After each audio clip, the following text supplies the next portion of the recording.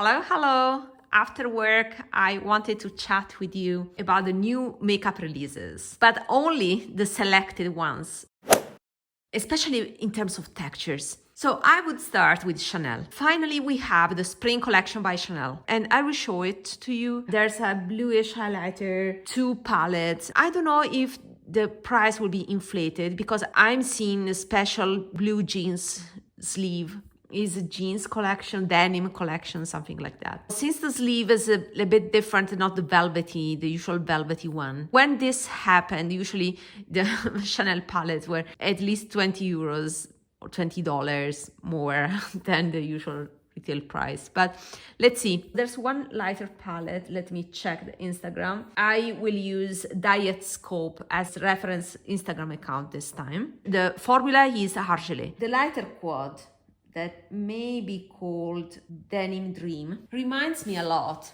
of an old palette that I will put here. I think that those colors are so light. First of all, I can replicate them. The yellow, the pale yellow, and that pale blue on the left column will look ashy and aging on me. So despite the formula being fantastic, those are too light. When those colors are too light, they just look whitish on me.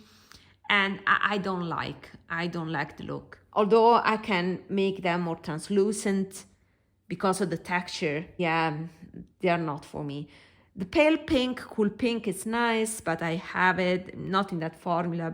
And then there's this blue, darker blue, that will look like a gray. So this is very 80 looking palette, something that we have seen already from Chanel in that same formula. It's a skip for me. It won't look good on me. It's not my style.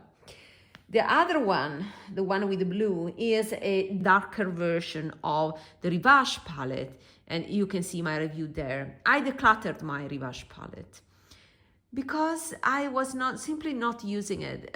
That blue was more of a statement for me. For that reason, I will not buy this palette. Also because I have already the better version of it. In this palette by Tom Ford is a similar color scheme, a little bit grungier and even better for me.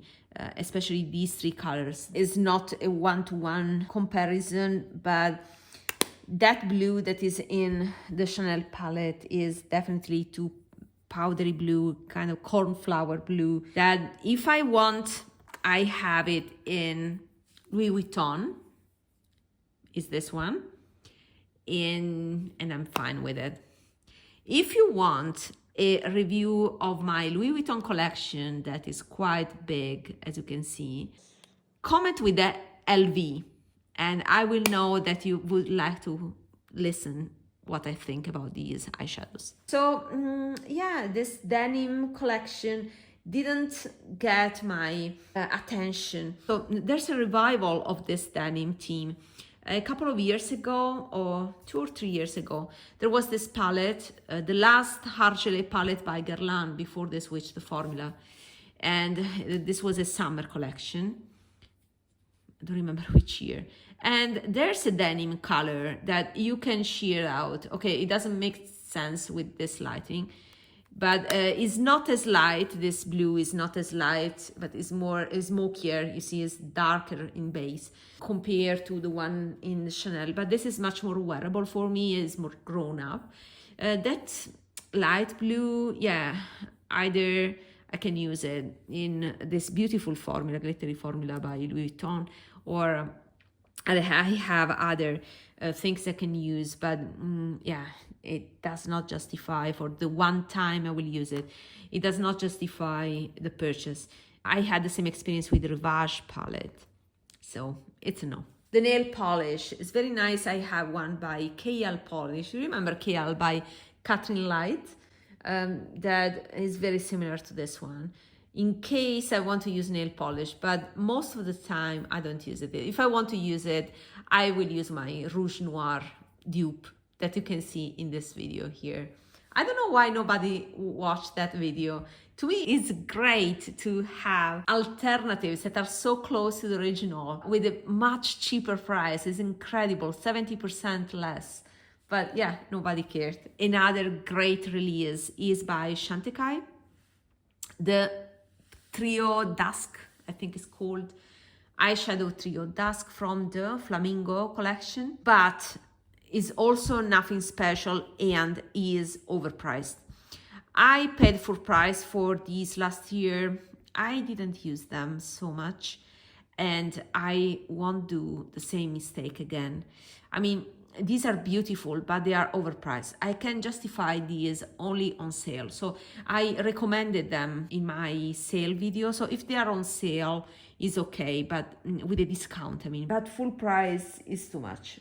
And with my Kiko, that are also Argelé. You know that I have a full Argelé playlist, right? Where I discuss the formula, I do ranking. I have many videos about this type of formula. Kiko are valid alternatives, and the Dusk palette is a trio of a taupe, a pink, that looks very similar to this central pink of this Diana trio from last year, and then a purple. So practically with 1, 2, 3, I have more or less that trio.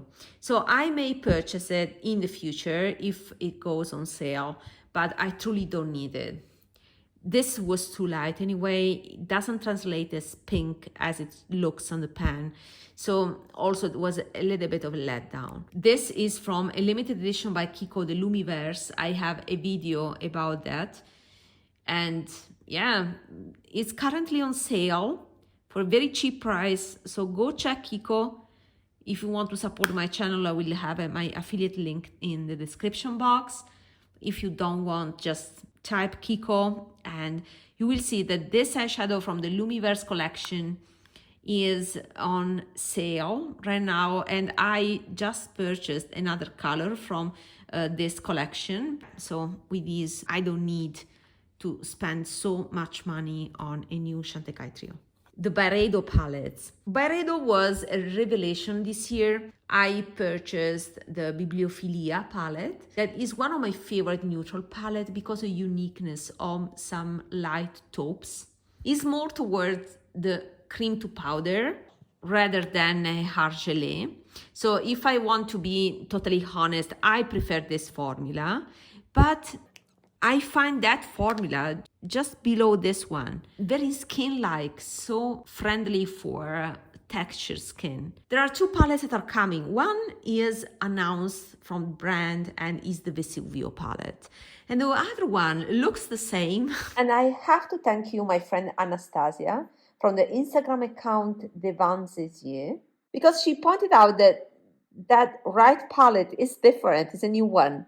And I had not realized that at first glance. It looked the Vesuvio palette to me. I will leave all the links down below. If you compare them, you can see that they're both rainbow palettes, but there are differences. Now, let's check this image that I edited myself. They look similar, right? The top one is the Vesuvio palette. The bottom one is the other one that has no name for now. The Vesuvio palette has the same folds as the Chanel new palettes from the spring collection, in that I see the blues very light and they will all look kind of ashy gray on me. And then there are some purplish and magenta colors that are not flattering, then a lot of yellow golds and they're not my colors. And the other ones are brown taupes that I already have in the Bibliophilia palette. So that's the reason why I will not purchase the Vesuvio palette. If I want light blues, I'm also fine with this palette from the Holiday Collection by Chanel. At least I can see a little bit of deepness and a little bit of darkness in some shades. So I much prefer this one. The bottom one, although it looks very similar to the top one, you have to pay attention to the nuances. First consideration is that if you have resisted until now, like I did, to buy the single eyeshadows by Chanel from the Rouge Noir collection, the Brun Noir one and Gris Rose one, see this, with just the price of these 2 Chanel eyeshadows, more or less, I can get the entire Byredo palette. Many other colors. Okay, there are the magenta ones. I will never use them. But the blue is more of a steel blue. So much more interesting rather than the lighter blues in the Vesuvio palette. What I think is that this bottom palette is the lighter version of the Mineralscapes. If you have found the Mineralscapes to be a little bit flat in terms of contrast, then this one has some lighter shades, but not too light silvery like the Vesuvio one, but at the same time it goes deeper and darker in the left part. So yeah, there's variety, there's this desaturation as I like. There are the two Chanel colors that I wanted and I was almost going to buy. There's a kind of patina, very popular in design, this patina of brass or natural materials. And I can see that kind of shades that are complex in the light sage green, and also that gold shade that is more bronzy gold below that sage green. That gives me a little bit of Art Deco vibes. That quad made of the blue, the sage green, and then the two browns, the bronze and the brown, is fantastic, a little bit retro. And then there are the taupes, two taupes that are more on the yellowish gold. So there are golden taupes, and those are the most flattering on me.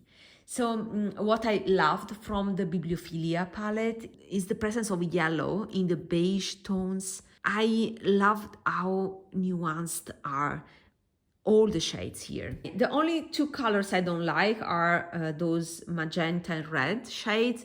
But guys, it is what it is. Apparently, we have to pay the price in every Byredo palette. If you forget about those magenta shades, all the rest is fantastic. These are cream to powder formulas. Without a pen, it's not possible to depot the eyeshadows. Otherwise, I would have created my custom color palette. That palette, the lower palette, is almost perfect.